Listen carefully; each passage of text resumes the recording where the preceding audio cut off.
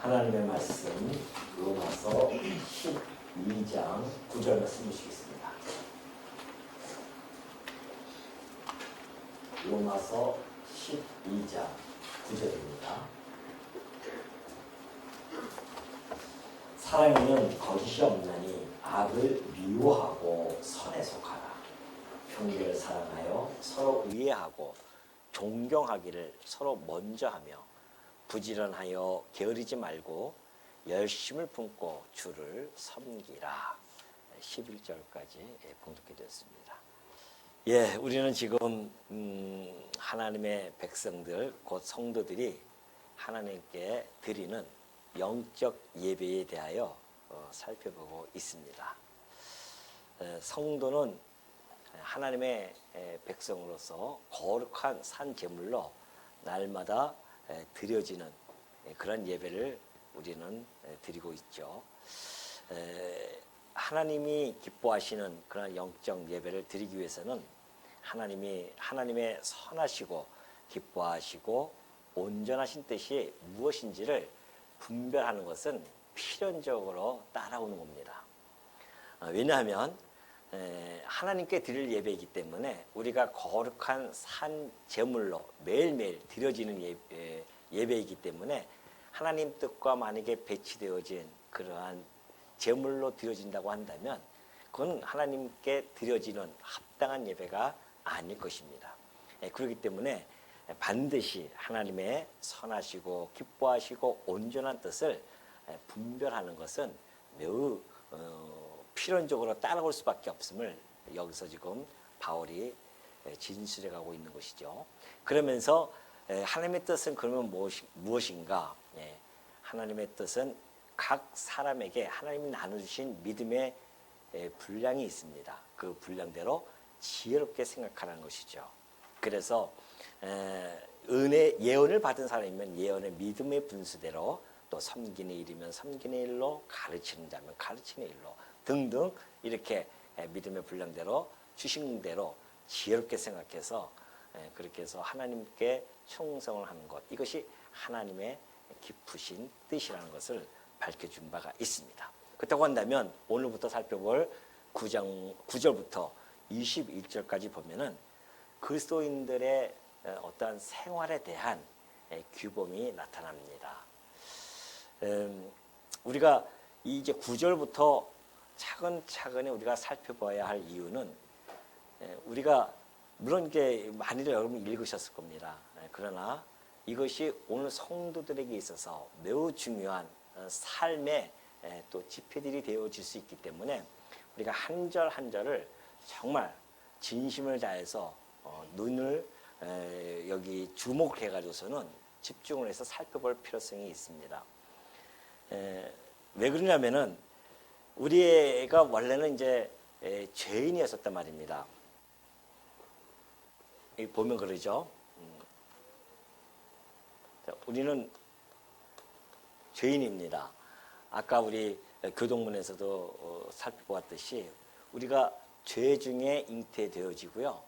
죄악 중에 출생되어집니다. 그리고 죄 가운데 살아가는 자들입니다. 그러한 자들에게 아까 우리 장로님 기도하실 때 그랬잖아요. 하나님의 온유하시고 정말 그 부드러운 그러한 음성이 우리에게 들려주셨는데 그게 바로 예수 그리스도를 이 땅에 보내신 거라는 거죠. 예수님이 이 땅에 오셨습니다. 그래서 이 죄인들이 예수 그리스도를 믿으면 하나님께서 의롭다고 그렇게 칭해 주십니다. 칭이죠. 죄인 되어진 자들이 예수 그리스도를 통하여서 의롭다 칭함을 받게 됩니다. 이런 은혜가 어디냐 말이죠. 우리가 이 죄인 되어져서 영원한 멸망에 빠질 수밖에 없는 존재임에도 불구하고 하나님께서는 이렇게 우리들에게 당신의 아들을 보내주십니다. 보내주셔서 당신의 그 아들을 통해서 우리를 의롭게 해주는 이 쉬운 길을 우리에게 허락해 주신 겁니다. 그럼 당신의 아들을 이렇게 내어줄 만큼 우리를 어떻게 어떤 관계에 있길래 우리 이렇게 아들을 내어줄 만큼 그렇게 하시는가? 그것이 바로 하나님의 절대적인 사랑입니다. 하나님의 사랑이죠. 하나님의 이 사랑으로 말미암아 곧 자비라고도 할 수 있고요. 하나님의 사랑이 죄인된 우리들에게 당신의 아들 그리스도를 이 땅에 보내셔서 그를 통하여 우리가 의롭게 되어졌다는 겁니다. 자, 그때가 되면 이것이 이제 의롭다고 되어진 것은 법정적인 용어라고 했습니다. 법정에서 하나님께서 이제 너 의로워 하면서 칭해주는 거거든요. 그리고 의롭다 칭해진 자들은 곧 신분의 변화가 주어지는데 하나님의 자녀가 되어집니다. 하나님의 이 자녀도 역시 신분의 변화죠. 그 신분의 변화이면서 법정적인 이것도 역시 선언입니다. 왜 법정적이냐? 칭이라든가 이 하나님 자녀가 나타나지를 않아요. 우리가 하나님께서 너 하나님의 자녀야, 너 의로워 칭해주면은 이것이 우리가 뭐 표시가 나는 것이 아니란 말입니다. 하나님께서 이렇게 법적인 선언만 해주신 거죠. 그렇다고 한다면 하나님의 자녀로서 의롭게 칭함을 받은 자들은 이제 그 거룩한 산 제물로 드려지면서 이 하나님의 자녀와 의롭게 되어졌음을 드러낸다는 겁니다. 이게 이제 우리의 삶이거든요. 이 삶. 그러니까 이 죄인 되어졌던 우리의 삶과 의롭게 칭함을 받는 자들 그리고 하나님의 자녀 되어진 자들의 삶은 전혀 달라집니다. 흑암에서 생활했던 삶과 하나님의 이거 이제 흑암 아닙니까? 흑암이에요. 어둠입니다. 어둠에 있었던 우리들이 빛의 나라로 옮긴 바 되어집니다. 빛의 나라 아닙니까? 그러면 흑암에서의 생활과 빛의 나라에서의 생활은 달라질 수밖에 없죠. 똑같을 수가 없습니다. 제가 어렸을 때요, 참 재밌게 봤던 동화책이 있었고 또 영화도 있었습니다. 그것이 그 동화책이 이제 영화로 나왔는데 여러분 혹시 다 아실 겁니다. 왕자와 거지라고 하는 영화 보셨죠? 그 어렸을 때 그걸 보고서 너무너무 재밌어가지고 두 번, 세 번씩 봤거든요. 그 왕자가 너무너무 밖에 나가고 싶었습니다. 세상 구경을 하고 싶었어요. 근데 나갈 수가 있나요? 워낙 제약이 많으니까. 나갈 수 없다가 마침 지나가는 거지를 본 겁니다. 근데 얼굴이 너무너무 흡사해요. 그래서 그 왕자가 꾀를 내서 그 거지를 왕자의 자리에 옷을 갈아입고 왕자처럼 행세하게 하라. 내가 곧 세상 한복이 돌고 올게 하면서 이제 떠났단 말이죠. 그 왕자는, 그 거지는 이제 왕자 옷을 입었습니다. 왕자 옷을 입고서는 그 생활이 어디 가나요? 거지 생활이 어디 안 간단 말입니다. 그러니까는 딱 이렇게 밥을 먹더라도 왕자는 품위 있게 탁 칼수수하는데 이 거지는 그냥 손으로 막 집어먹고 그런 거죠. 그러니까 그 옆에서 시중드는 종들이 깜짝 놀랍니다. 아이고, 우리 왕자님이 스트레스를 너무 많이 받으셔가지고 지금 약간 이것이 좀 되어졌나 보다. 그래가지고서는 그냥 달라붙어가지고서는 왕자를 너무 아주 잘 가르쳐주기 시작합니다. 왕자님 그렇게 하시면 안 됩니다. 이렇게 하셔야 됩니다. 왕자님 이렇게 하면 안 됩니다. 그거는 저 거지들의 삶입니다. 이렇게 왕자의 삶이 이런 겁니다. 그러면서 하나하나 가르쳐주니까 그 거지가 그걸 배우면서 왕자의 품위를 점점 갖춰간단 말이죠. 나중에 이제 왕자가 와서 이제 그를 끄집어내고 다시 오는 그런 이야기였지만은 전 그걸 보면서 너무 재밌게 본 것이 보면서 지금도 여전히 이것이 우리의 모습이었다는 걸 다시 생각합니다. 우리가 이제 죄인이었어요. 거지 아니었습니까? 거지로 살다가 하나님이 우리를 의롭다 칭해줘서 칭의의 의복을 덮어주셨습니다.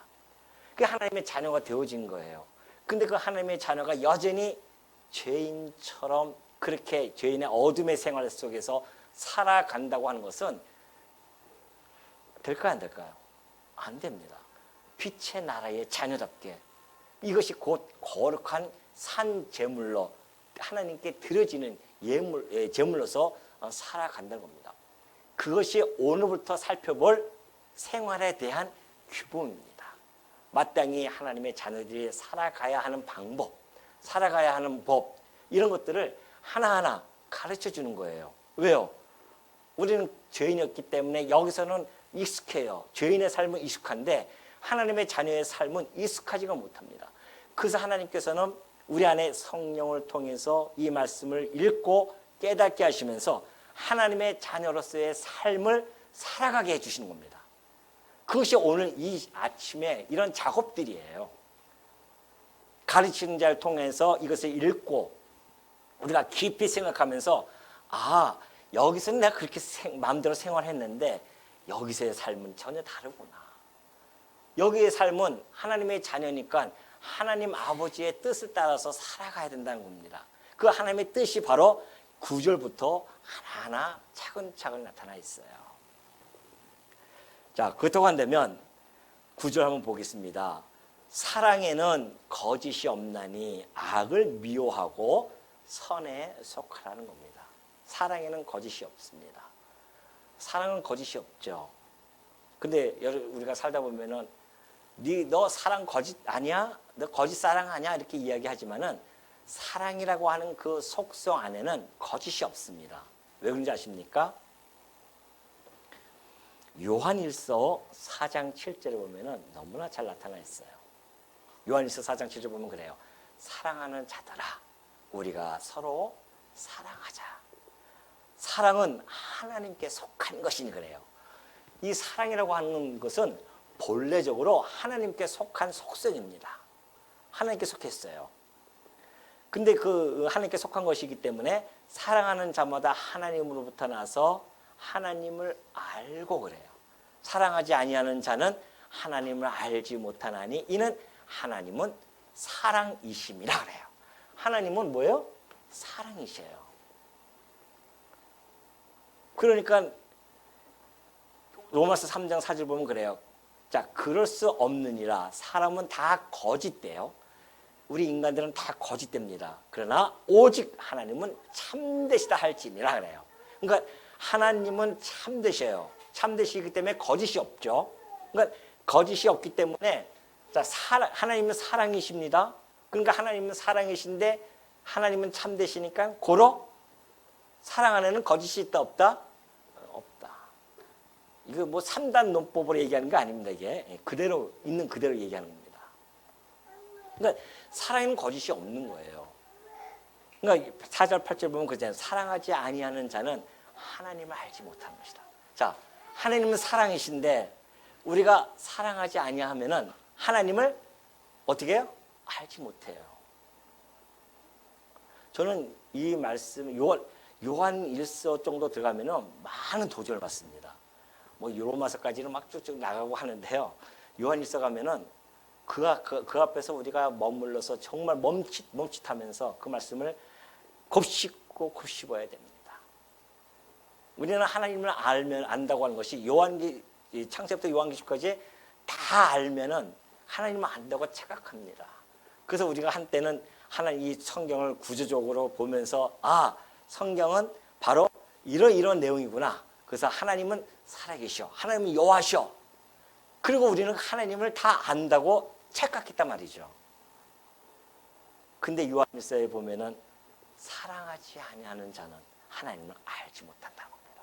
아무리 우리가 창세기에서부터 요한계시까지 훤히 꿰뚫고 있다 할지라도 내 삶에서 사랑이 나타나지 아니한다고 한다면 하나님을 알지 못하는 거예요.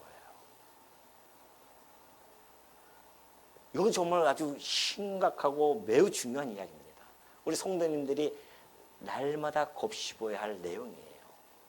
우리는 그냥 하나님 알면은 된다고 착각합니다. 그래서 우리는 혹 신영지주의에 빠져 있을 수도 있어요. 그럼 하나님을 알면은 무엇으로 우리가 증명이 되어지냐 말이죠. 이거로만 하나님이 여호와야 이렇게 해서 아는 걸까요? 그건 지식적으로 알 수는 있습니다. 성경의 내용으로 알 수 있어요. 그러나 내 마음속에 계시는 그 하나님을 진정으로 안다고는 알 수 없습니다. 성경이야 내용은 다 알죠. 뭐. 왜 성경을 여러분이 왜 공부하십니까? 오늘 아침에 나와서 왜 성경을 공부합니까? 성경의 내용을 알고자 하신 겁니까? 아닙니다. 하나님을 알고자 우리는 지금 이 말씀을 살펴보고 있습니다. 그러면 성경을 통해서 우리는 어떤 하나님을 알아야 됩니까? 하나님은 사랑이시라는 것을 아는 겁니다. 그래서 하나님 안에 속했다고 하는 증거는 뭔가? 여러분이 지금 하나님의 자녀잖아요. 의롭다 칭함을 받은 자들입니다. 그 증거가 뭐예요? 주일날 열심히 교회 나오지 않습니까? 물론 그것도 있을 수 있습니다. 내가 지금 아침마다 일어나서 말씀을 우리는 상고합니다. 예, 좋습니다. 나는 날마다 두 손 높이 들어 하나님을 찬송합니다. 예, 그것도 맞는 이야기입니다. 그러나 그것들이 하나님을 안다고 하는 것에 부분적일 수는 있지만 그것이 총체적인 그런 하나님을 아는 지식은 결코 아닙니다. 하나님을 안다고 하는 것은 내 삶을 통해서 증명이 되는 겁니다. 내 삶을 내가 사랑하지 아니한다고 한다면 하나님을 알지 못한다는 거예요. 너무 두려운 말씀입니다. 하나님은 사랑이시기 때문에 그래요. 그러니까 우리가 말씀을 공부하고 말씀을 상고할수록 우리의 삶은 사랑으로 나타나지 않으면 그 말씀은 우리들에게 그냥 한쪽 귀로 왔다 한쪽 귀로 흘러버리는 그런 말씀일 수도 있다는 것이죠. 그래서 하나님은 사랑이시기 때문에 거짓이 없음을 잘 밝혀주고 있습니다. 그렇기 때문에 이 사랑은 성경에 나타나 있는 모든 미덕의 총화라고 할 수 있습니다. 예를 들면은 자비함, 온유함, 양선, 충성, 이런 화평 이런 것들이 있지 않습니까? 그 모든 것들의 총화가 바로 뭐예요? 사랑입니다. 그런가 하면은 이 거짓이라고 하는 것은 모든 사악을 요약해 놓은 것이 바로 거짓입니다. 그래서 우리가 사악한 일들, 분쟁이라든가 시기라든가 질투라든가 미움이라든가 분냄이라든가 이런 모든 것들이 사실은 이 거짓에 다 포함되어져 있는 일들입니다. 왜 그럴까요? 사랑은 하나님께 속했지만은 거짓은 누구에게 속했어요? 사단에게 속해 있기 때문에 그렇습니다. 그래서 일찍의 사도 요한은 이 거짓의 아비를 사단이 거짓의 아비라고 그렇게 우리 주님이 하신 말씀을 잘 기록해 주셨습니다. 우리 주님이 하신 말씀이 그래요.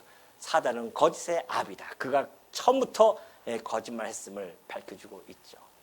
그러니 사랑과 거짓은 서로 양립할 수 없습니다. 사랑 안에는 거짓이 있을 수가 없어요.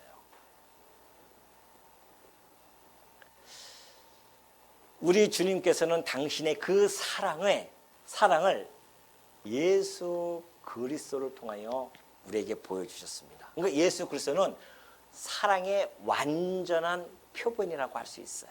우리 주님은 하나님의 그 사랑의 완전한 표본입니다. 그분이 오셔서 십자가에 죽으심으로 그 사랑에 대한 사랑이 무엇인지를 정확하게 밝혀줬습니다. 하나님은 사랑이신데 말로만 사랑하시는 분이 아니에요. 직접 그 사랑을 우리들에게 전달해 줍니다. 그래서 그 사랑을 우리에게 밝혀주셨어요.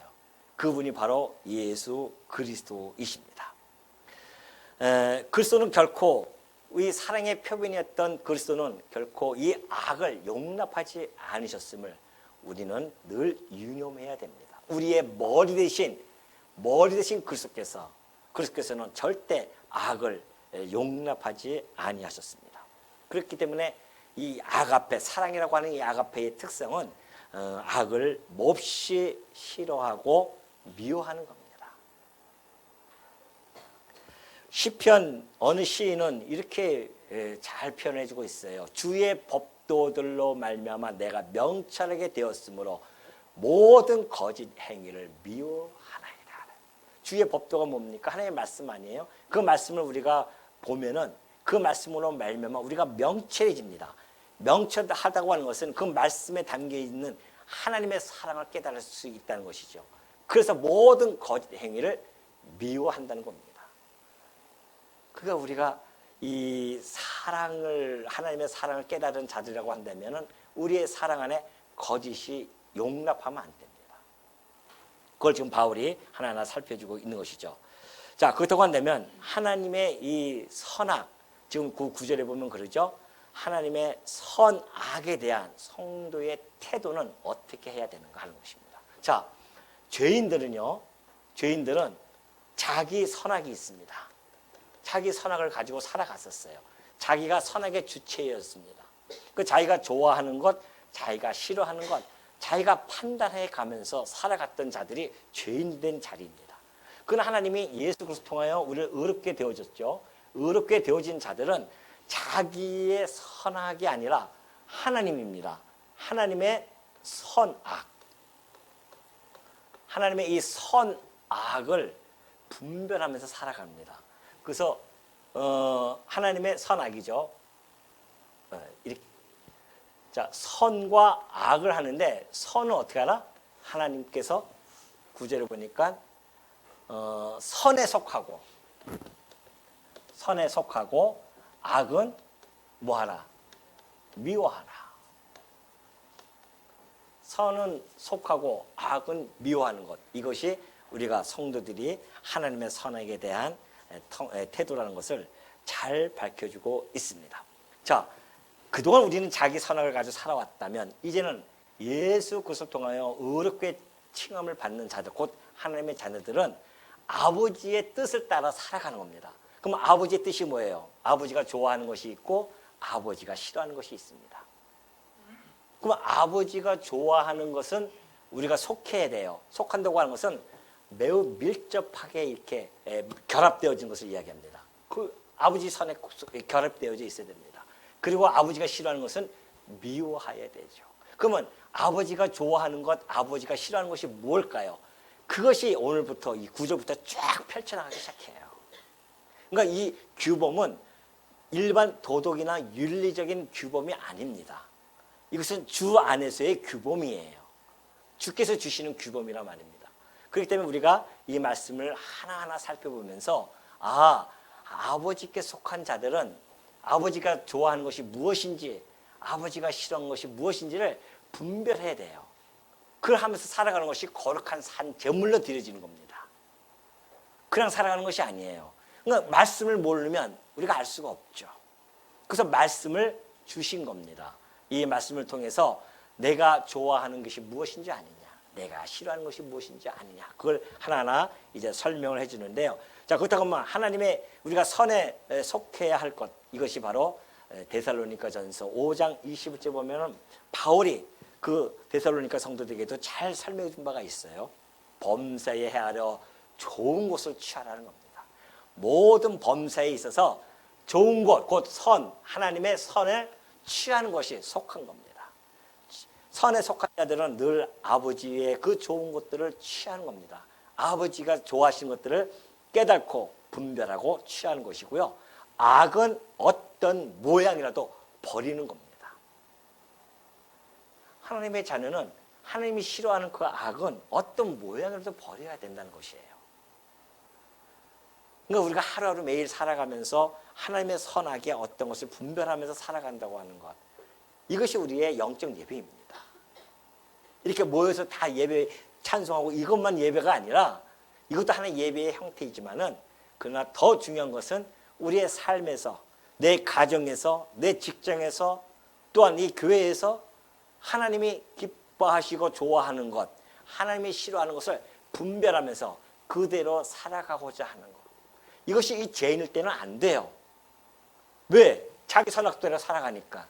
그러나 예수 그리스도를 영접했다고 하는 것은 내 안에 성령, 하나님께서 보내주신 성령이 계시다는 이야기입니다.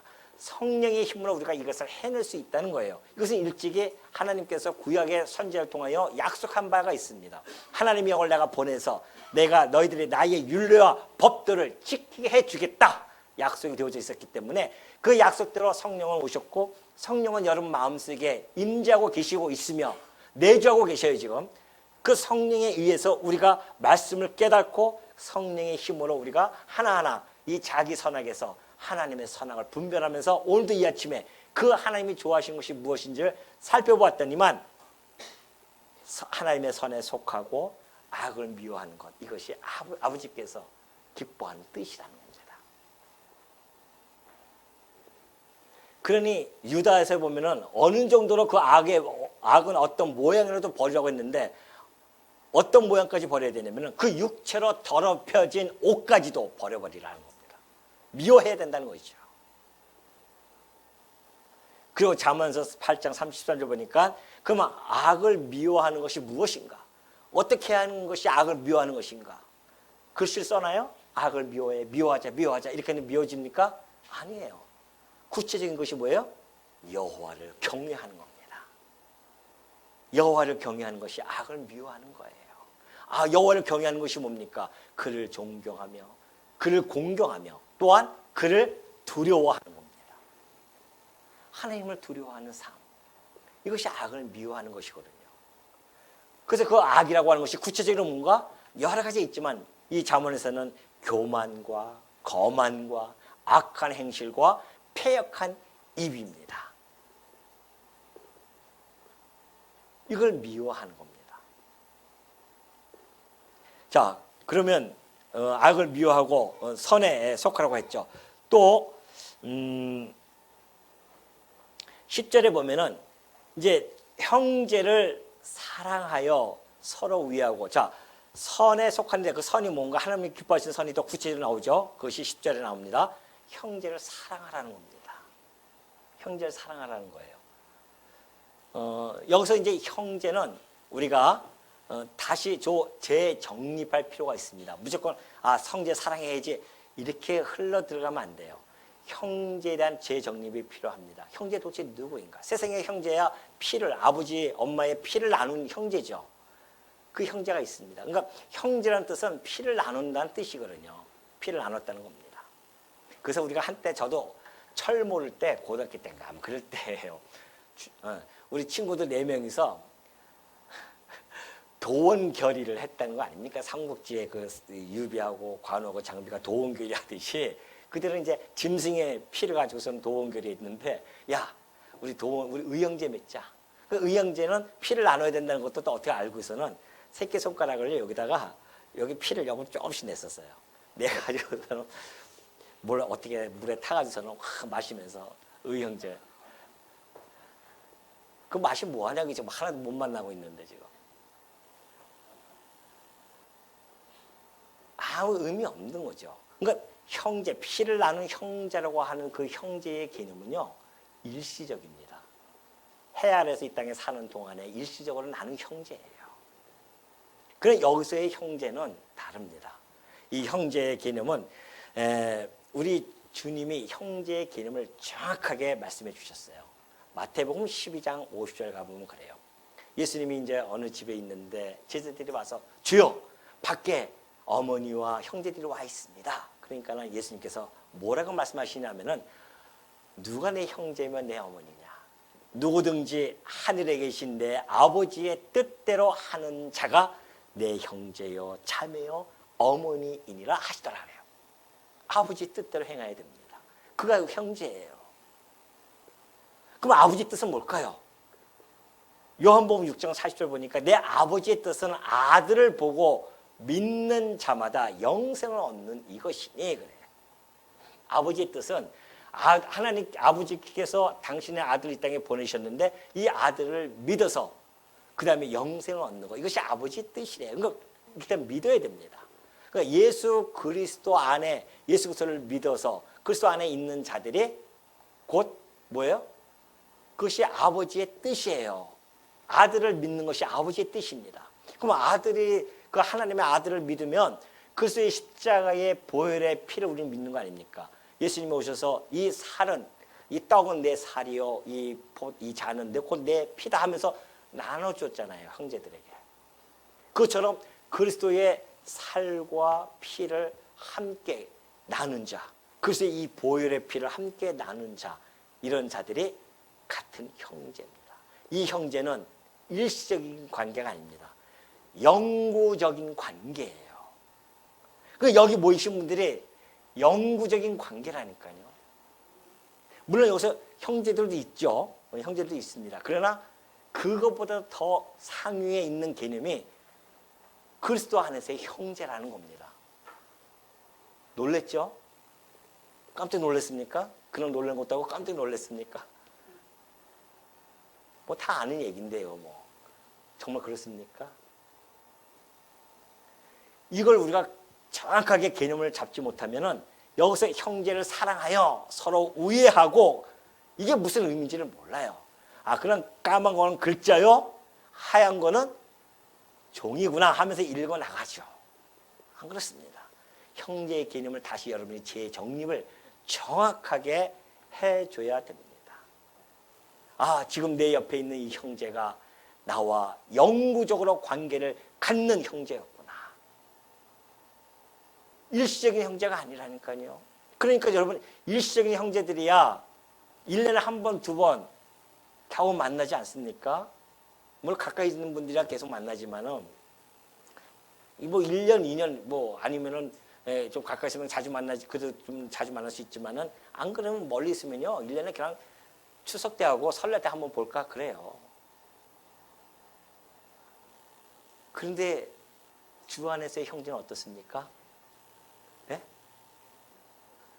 일주일에 두 번, 수요일날 볼 때도 있고 주일날은 항상 우리가 같이 모여서 그것도 식구로서 영적인 양식을 함께 나누고 육적인 이 애찬을 함께 나누는 이런 형제가 세상에 어디 있습니까?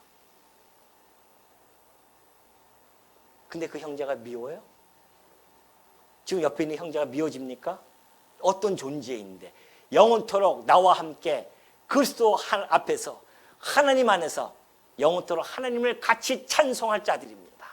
같은 입을 가지고 같은 감동으로 같은 그 감격을 가지고 아버지를 찬송할 자들 아니겠습니까? 그래서 그 아버지를 만나기 위해서 가는 그 구원의 도상에서 함께 손을 잡고 가야 되는 그런 형제입니다. 하나님께서 그 형제를 그룹으로 이렇게 모아주셨어요. 말씀운동 성원교회는 여러분을 이렇게 모아주신 겁니다. 그 여러분은 함께 우리 게임할 때 보면은 그러죠? 2인 뭐예요? 삼각인가? 그거예요? 여기다 묶고 하는 거예요. 예, 이 묶고 가지고 같이 가잖아요. 같이 갈 때 같이 호흡을 맞추고 하나 둘 하면서 같이 가는 거 아닙니까? 오늘 우리 성원교회는 하나님이 우리 성도님들을 함께 다 묶어줘서 함께 사랑의 띠로 다 묶어져 가지고서는 한 걸음 한 걸음 뛰어가고 있는 중입니다. 거기서 누가 하나가 뜩 엎어져요. 그럼 어떻게 됩니까? 에이, 모르겠다. 막 끌고 와. 그럼 막 질질 끌려가야 됩니까? 같이 세우고 또 하나씩 해주고 이러면서 가는 것이 형제의 관계입니다. 그러니까 우리가 지금 하나님께서 딱 모아주신 관계예요. 하나님이 당신의 기쁘신 뜻대로 지금 여기 있는 모든 우리 성도님들은 서원교회라고 하는 한 그룹 안에다가 지금 모아주신 겁니다. 너희는 함께 가라. 저쪽 교회는 또 여기 옆에 있는 우리 교회는 또 거기는 함께 가라 하면서 각각의 보내주신 형제들입니다. 그러니 여러분이 형제를 바라보는 눈빛이 달라져야 되죠. 얼마나 소중한 자인지. 함께 기뻐하고 이 뒤에도 나오겠지만 함께 울어주고 함께 기뻐해줄 그런 형제들입니다. 세상에서 누가 내가 아프다고 해서 누가 하나 이렇게 걸떡 봅니까? 그도 형제라고 와서 전화도 해주고 기도해주고 그러지 않습니까? 이게 주 안에서의 형제라는 뜻입니다. 그러니 그 형제를 어떻게 해요? 사랑하여.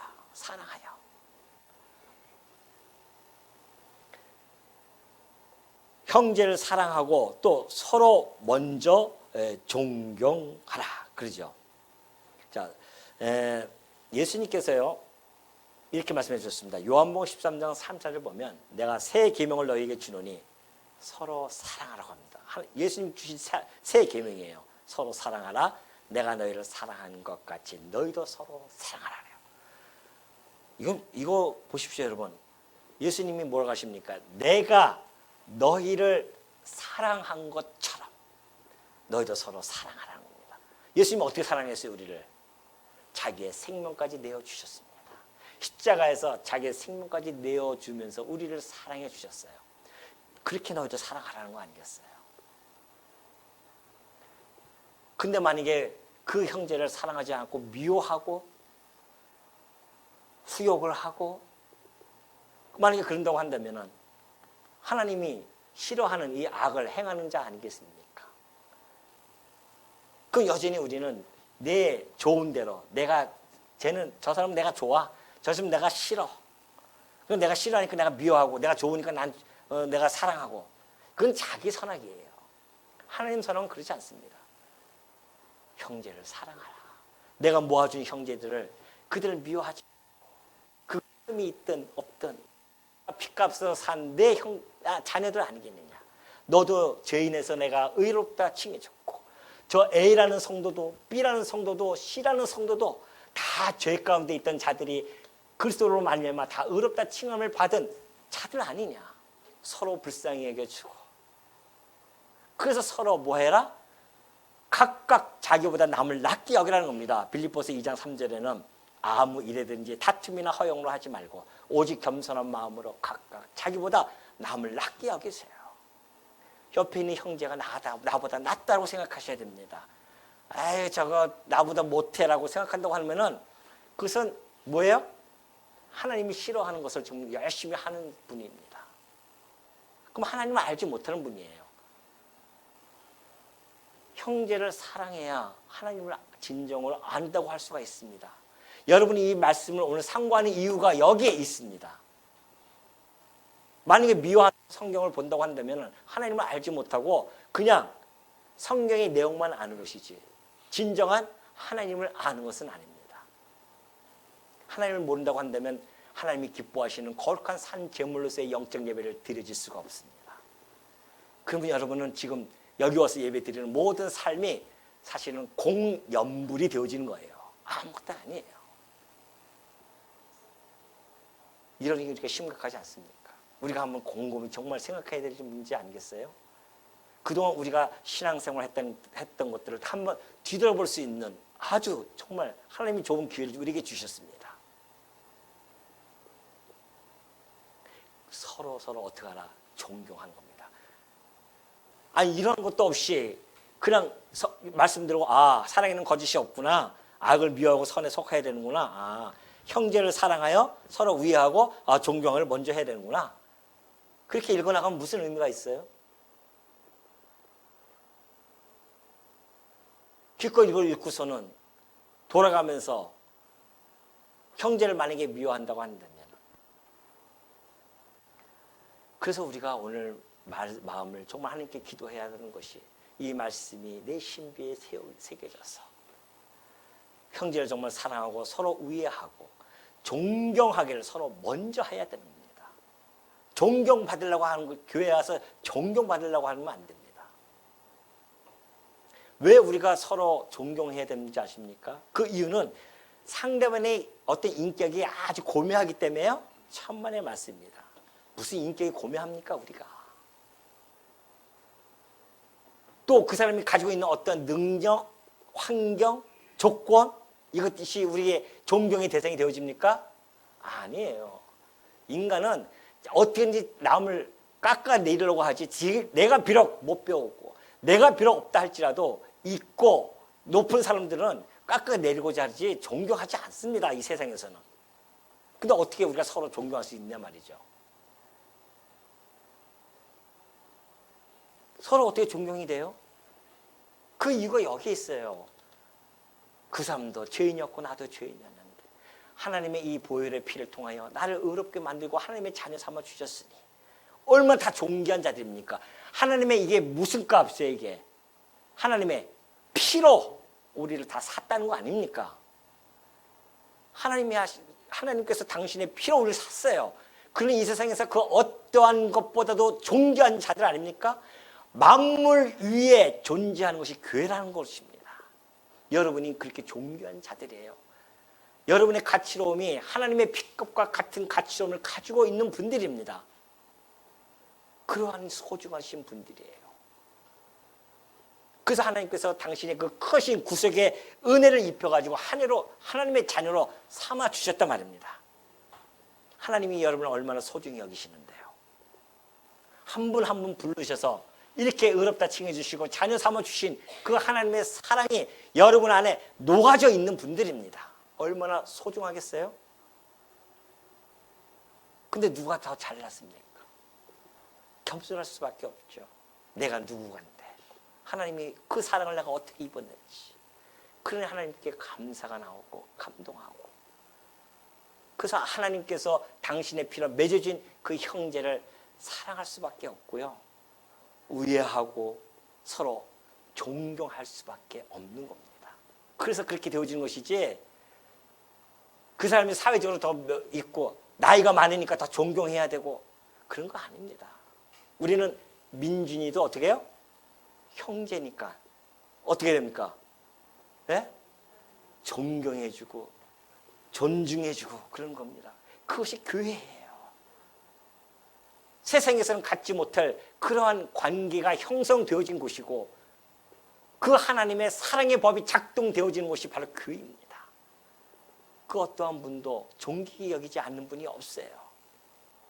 내가 비록 오늘 이 땅에서는 방 한 칸 산다 할지라도 하나님은 나를 얼마나 소중히 여기시는지를 여러분이 깨달으시고, 함께 이 구원의 도상에서 가라고 맺어주신 이 형제들을 여러분 마음속에 깊이 간직하시고, 입이라도 욕하지 마시고요, 입이라도 미워하지 마시고, 그럴 존재가 우리가 아니라는 것을 깨닫고 같은 형제끼리 서로 존중해주고 존경해주고 우애와 사랑을 통하여서 선에 속하는 주의 자녀들이 되어주시기를 당부드립니다.